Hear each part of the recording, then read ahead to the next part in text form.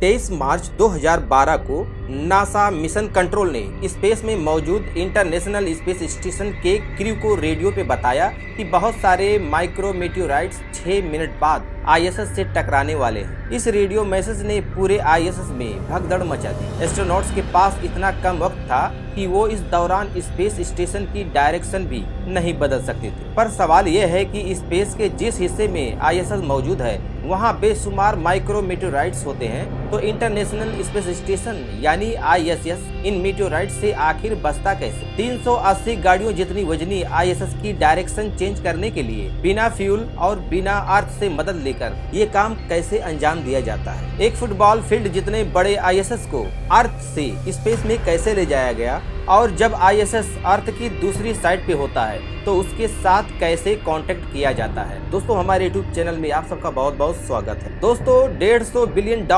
या फिर 12,375 अरब रुपयों की लागत से तैयार किया गया आईएसएस स्पेस में इंसानों का एक ऐसा घर है जिसकी एग्जाम्पल इतिहास में कहीं नहीं मिलती। इसको बनाने में अभी तक सैकड़ों हाईटेक पार्ट्स लग चुके हैं। इसमें 16 प्रेशराइज मॉड्यूल्स हैं जिनमें रहने और सोने के लिए अलग अलग मॉड्यूल्स, एक ऑब्जर्वेशन डेप्थ के लिए और 6 साइंस लैब के लिए भी अलग अलग मॉड्यूल्स शामिल हैं, जो सारे एयर टाइट टनल के जरिए आपस में जुड़े होते हैं। इनके साथ साथ आईएसएस में कई स्पॉट्स भी अभी तक खाली पड़े हुए हैं, कुछ एक्स्ट्रा कैप्सूल्स पार्क करने के लिए, तो कुछ में आईएसएस की लाइफ बोट हमेशा के लिए पार्क्ड हैं, ताकि इमरजेंसी की सूरत में अगर कोई मसला होता है तो ये लाइफ बोट्स एस्ट्रोनॉट्स को सेफली अर्थ तक पहुंचा सके। इंटरनेशनल स्पेस स्टेशन अब तक का बनाया जाने वाला सबसे बड़ा स्पेस स्टेशन है। एक फुटबॉल फील्ड जितनी बड़ा आईएसएस बेशक जमीन से 400 किलोमीटर दूर है, पर फिर भी इसको जमीन से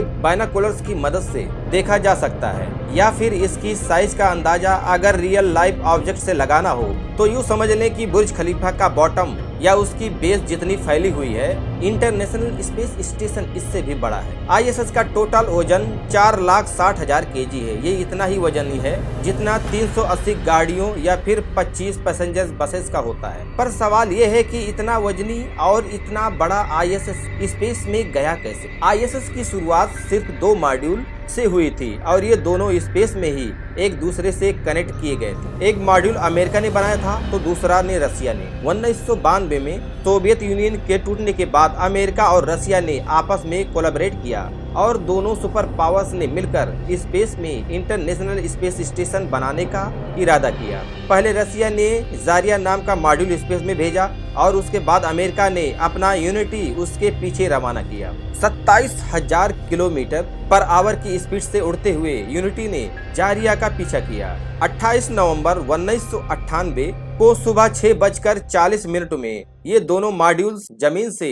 400 किलोमीटर ऊपर एक दूसरे से कनेक्ट हुए और यूं ही जन्म हुआ इंटरनेशनल स्पेस स्टेशन का। तब से लेकर पिछले 26 सालों में पूरी दुनिया के इंजीनियर्स ने मिलजुल कर अपने अपने मॉड्यूल्स बनाए और उनको रॉकेट्स के जरिए स्पेस में भेजकर आईएसएस से कनेक्ट किया। आज इंटरनेशनल स्पेस स्टेशन से यूएस और रसिया के अलावा यूरोपियन और जापानीज मॉड्यूल्स भी जुड़े हुए हैं। ईयर 2000 से लेकर आज तक आईएसएस में 24 सालों से कोई एक भी दिन ऐसा नहीं गुजरा जिसमें ये खाली हुआ हो। हर वक्त इसमें किसी न किसी कंट्री के एस्ट्रोनॉट्स मौजूद होते हैं। आईएसएस के अंदर एस्ट्रोनॉट्स की जरूरियात पूरी करने के लिए वो तमाम फैसिलिटीज मौजूद हैं जो किसी भी सुपर स्ट्रक्चर में होनी चाहिए थी, जिनमें ऑक्सीजन सबसे इम्पोर्टेंट है। एक इंसान खाने के बगैर 3 हफ्तों तक, पानी के बगैर 3 दिनों तक और ऑक्सीजन के बगैर सिर्फ 3 मिनट तक जिंदा रह सकता है। जमीन से 400 किलोमीटर ऊपर जहां ना एटमॉस्फेयर है ना ही सांस लेने के लिए ऑक्सीजन,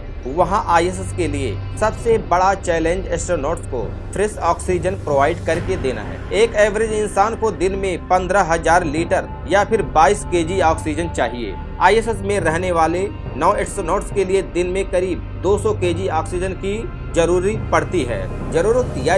जरूरत वाकई बहुत बड़ा चैलेंज है। यहाँ एस्ट्रोनॉट्स के लिए कई दिनों की ऑक्सीजन सप्लाई टैंक्स में मौजूद होती है, ताकि अगर सिस्टम फेल हो जाए तो ऑक्सीजन की सप्लाई अर्थ से रॉकेट आने तक इतनी हो कि एस्ट्रोनॉट्स जिंदा रह सकें। आज टेक्नोलॉजी इतनी एडवांस हो चुकी है कि सिर्फ 6 घंटों में ही अर्थ से आईएसएस तक ऑक्सीजन सप्लाई पहुंचाई जा सकती है, पर सिर्फ उस कंडीशन में अगर रॉकेट लॉन्च कामयाब हो। ये तरीका है तो अच्छा, लेकिन बहुत कॉस्टली है, क्योंकि एक कार्गो रॉकेट का अर्थ से आईएस तक जाने में $200 मिलियन का खर्च आता है, 1650 करोड़ रुपए। खाना और दूसरी सप्लाई को कई महीनों में एक मर्तबा भेजी जाती है, लेकिन दिन की 200 केजी की ऑक्सीजन डिमांड्स को पूरा करने के लिए बार बार रॉकेट्स का इस्तेमाल काफी मुश्किल है। इसीलिए आईएसएस बगैर अर्थ पर डिपेंडेंसी के अपना ऑक्सीजन खुद ही बनाता है। इसमें एक छोटी मशीन है जो कुछ और नहीं बल्कि पानी को इस्तेमाल करके ऑक्सीजन बनाती है। जब पानी से इलेक्ट्रिसिटी को गुजारा जाता है तो वो दो हिस्सों में टूट जाता है, हाइड्रोजन और ऑक्सीजन। पॉजिटिव इलेक्ट्रोड पर हाइड्रोजन गैस के बबल्स तो निगेटिव इलेक्ट्रोड्स पर ऑक्सीजन गैस के बबल्स जमा हो जाते हैं। अब अगर यही एक्सपेरिमेंट अर्थ पर किया जाए तो ये बबल्स अपने आप पानी से अलग हो जाते हैं, क्योंकि जाहिर है कि गैस का वजन पानी से कम होता है। पर स्पेस में ग्रेविटी नहीं है, जितना वेट पानी का है उतना ही गैस का, यानी कि ऑलमोस्ट जीरो। तो अब ऑक्सीजन गैस को पानी से अलग करने के लिए इस मशीन को गोल घुमाया जाता है, जिससे सेंट्रीफ्यूगल फोर्स पैदा होती है, जो कि एक आर्टिफिशियल ग्रेविटी की तौर पर काम करती है। गोल घुमाने की वजह से पानी साइडों पर चला जाता है और बीच में ऑक्सीजन गैस बच जाती है, जिसको मशीन खुद ही कलेक्ट करके कंटेनर में डाल देती है। अब यहाँ आप सोच रहे होंगे कि अगर आईएसएस में ऑक्सीजन पानी से बनाया जाता है तो फिर पानी स्पेस में कहां से आता है। यहाँ पर शानदार इंजीनियरिंग अपना कमाल दिखाती है। इसी प्रोसेस में निकलने वाली हाइड्रोजन गैस को एस्ट्रोनॉट्स के सांस से निकलने वाली कार्बन डाइऑक्साइड गैस से रिएक्ट करवाकर दोबारा से पानी बना दिया जाता है और आखिर में मीथेन गैस बचती है, जिसको स्पेस में जाया कर दिया जाता है। इंटरनेशनल स्पेस स्टेशन के लिए ऑक्सीजन बनाना अपने आप में एक बहुत बड़ा चैलेंज है, लेकिन इससे भी बड़ा चैलेंज ये है कि इस ऑक्सीजन को बचाए रखना, क्योंकि अगर स्पेस स्टेशन ने एक छोटा सा भी सुराग हो गया तो इसका नतीजा काफी भयानक हो सकता है। एक ही सेकंड में स्पेस स्टेशन फटकर ध्वस्त हो सकता है। हाल ही में तबाह होने वाली टाइटैनिक सबमर्सिबल हम सब के सामने है। समंदर में प्रेशर ज्यादा होता है, जबकि टाइटन में कंट्रोल प्रेशर था।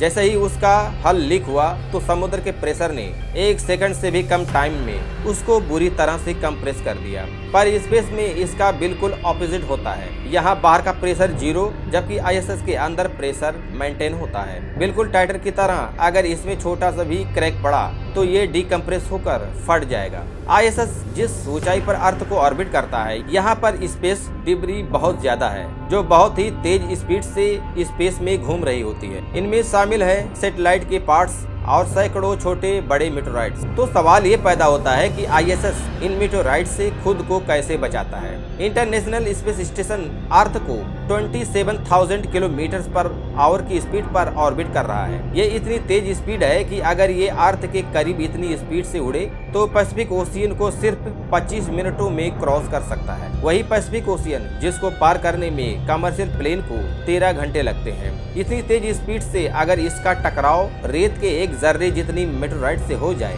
तो ये ऐसा ही होगा जैसे कि 80 की स्पीड से गाड़ी पेड़ से जा टकराए। 23 मार्च 2012 को नासा मिशन कंट्रोल ने आईएसएस के क्रू को रेडियो किया कि कुछ स्पेस डिब्रीज सीधा आईएसएस की तरफ बढ़ रही हैं। किसी को भी पता नहीं था कि ये डिब्री कितनी बड़ी है। लगे हाथ उनको सिर्फ 6 मिनट पहले ही बताया गया था। सारा क्रू फौरन लाइफ बोट्स में चला गया, लेकिन खुदकिस्मती से स्पेस डिब्री आईएसएस के बिल्कुल करीब से बिना टच किए गुजर गया। पर आईएसएस को मेटेओराइट्स के खिलाफ हर बार किस्मत के सहारे नहीं जोड़ा जा सकता। छोटे मोटे जर्रात से बचने के लिए आईएसएस का हल बुलेट प्रूफ मटेरियल से बनाया गया था। जिस तरह बुलेट प्रूफ वेस्ट में अलग अलग लेयर्स होती हैं, इसी तरह आईएसएस के हल को भी अलग अलग लेयर्स मिलाकर बनाया गया था। सबसे बाहर वाली लेयर्स एल्युमिनियम की है, उसके बाद एक वोवन मटेरियल की लेयर और उसके भी अंदर दोबारा से एक एल्युमिनियम की लेयर। एक अकेला मेटल इतना मजबूत नहीं होता है जितना उसी मेटल को काट कर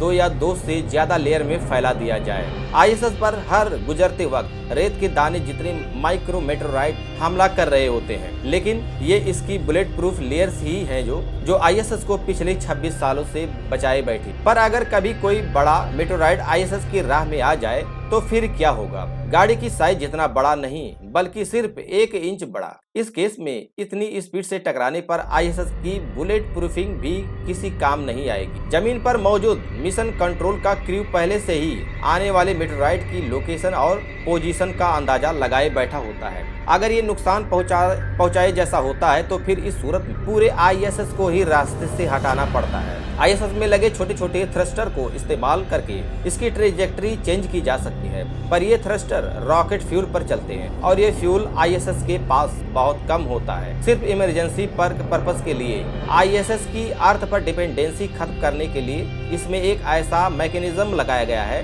जो बगैर रॉकेट फ्यूल इस्तेमाल किए 4,60,000 केजी वजनी आईएसएस की डायरेक्शन आसानी से चेंज कर सकती है। इसके सेंटर में छोटे छोटे बॉक्सेज लगे होते हैं जिनको कंट्रोल मूवमेंट जायरोस्कोप या फिर सीएमजी का कहा जाता है। पर ये फुटबॉल फील्ड जितने बड़े आईएसएस की डायरेक्शन को कैसे चेंज करते हैं? इन बॉक्सेस के अंदर फ्लाई व्हील लगे हुए हैं जो कि 6,600 राउंड्स पर मिनट की स्पीड से स्पिन करते हैं। फ्लाई व्हील भारी भरकम गोल पहिए की तरह होते हैं, ठीक ट्रेन के पहिए जैसा। जब इनको तेज स्पीड से स्पिन कराया जाता है तो इसमें एंगुलर मोमेंटम पैदा होता है। ये मोमेंटम आईएसएस की पूरी बॉडी में ट्रांसफर होता है और ऐसे पूरा आईएसएस एक डायरेक्शन में मूव होने लगता है। अगर फ्लाई व्हील बहुत तेज घूम रहा होता है तो आईएसएस की डायरेक्शन ज्यादा चेंज होगी और जिस डायरेक्शन में घूम रहा होगा आईएसएस भी उसी डायरेक्शन में घूमेगा। अगर अपोजिट डायरेक्शन में आईएसएस को घुमाना होता है तो फ्लाई व्हील को भी उल्टी डायरेक्शन में स्पिन कराया जाता है। इन फ्लाई व्हील को